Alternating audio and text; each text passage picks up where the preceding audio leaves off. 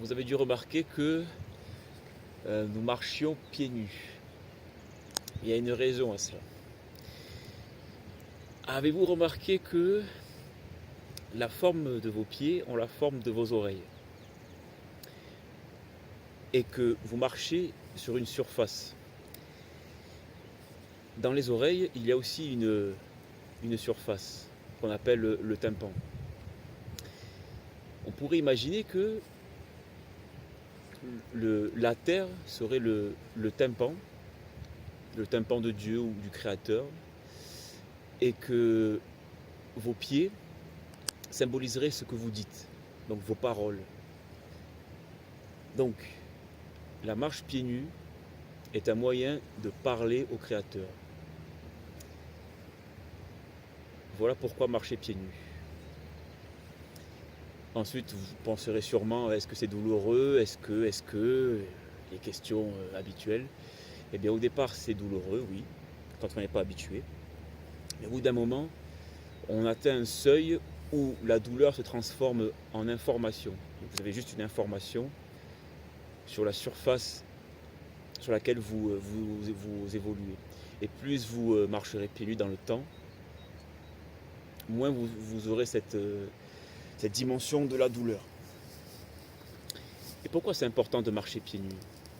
Alors, il y a un fait scientifique, c'est que le ciel et la terre, c'est un peu comme les deux pôles d'une gigantesque batterie, en fait, un générateur d'énergie. Et le corps humain, il a les pieds et la tête. Donc on pourrait dire que les pieds, c'est le pôle moins, et la tête, c'est le pôle plus. Donc quand vous marchez pieds nus, votre batterie intérieure, votre énergie, en gros, se recharge. Ça, c'est une dimension. Ensuite, quand vous marchez pieds nus, comme je l'ai dit avant, vous êtes relié au Créateur parce qu'il vous entend. Parce que la terre est le tympan et vos pieds sont vos paroles. Donc si Dieu entend vos paroles, il va pouvoir mettre sur votre chemin ce dont vous avez besoin pour évoluer. Ni plus ni moins. Et j'irai même plus loin, c'est ce que vous vibrez que vous aurez. Parce que quand vous marchez, vous émettez une vibration dans le sol. Et c'est avec ça qu'il entend. Voilà pourquoi marcher pieds nus. Après, évidemment, il y a des sentiers sur lesquels on ne peut pas marcher pieds nus. Et pour cela, il y a un prix à payer. Et le prix à payer, c'est que vous-même, vous créez votre propre moyen pour accéder à cette surface. Je prends un exemple, si vous marchez en montagne et qu'il y a des rochers énormes, un peu coupants, c'est simple, si vous avez la connaissance, vous faites vos propres sandales et vous avancez. Ça, c'est le prix à payer. Donc le prix à payer, c'est du temps et de l'attention. Vous allez accorder du temps et de l'attention à ce que vous allez fabriquer pour vous déplacer. Ça, c'est le prix.